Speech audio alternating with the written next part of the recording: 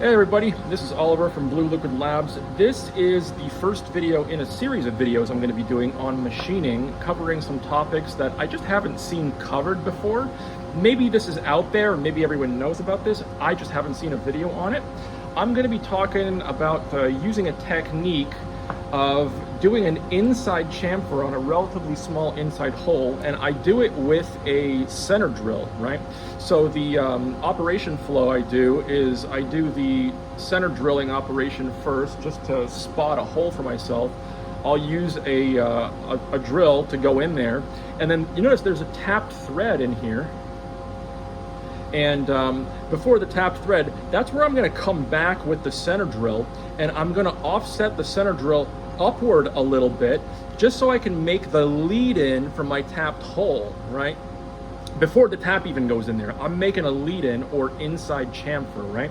So this is a thing I do because it's just kind of annoying to set up a boring bar in there. I have a boring bar in there that I already have. I like to use it for a lot of the parts that I make, and it's just too big. Look, even a small little boring bar like this guy is just too big to do the inside chamfer on holes this size, you know? So for any size of hole that I have that's too small for the boring bar that I already have set up in the machine, this is what I do. I just use the center drill technique where I just offset the center drill upward and go in using the angled part of the center drill to make my inside chamfer or lead in. I'm just going to show you how it works right here in the machine. All right. And I got coolant flying around, so I'm going to close the door a little bit.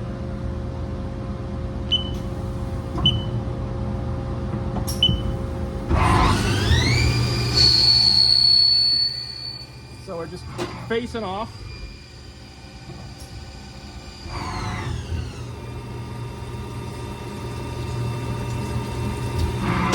Center drilling. Drilling. Then I gotta close that because there's just too much coolant flying on the drilling operation there. And it's a through the tool coolant, but you can see on the turd I got some leaks, so it's gonna spray the camera a little bit. All right, we're done with that. Now we're gonna go back around, grab the center drill again, and I'll even turn off the coolant so that you can see. So look at that, made the lead in, right? Now we're going in with the tap.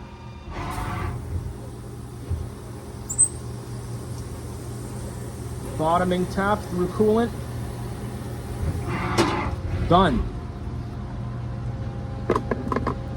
So that's all I really wanted to show there. Hopefully that's useful to somebody.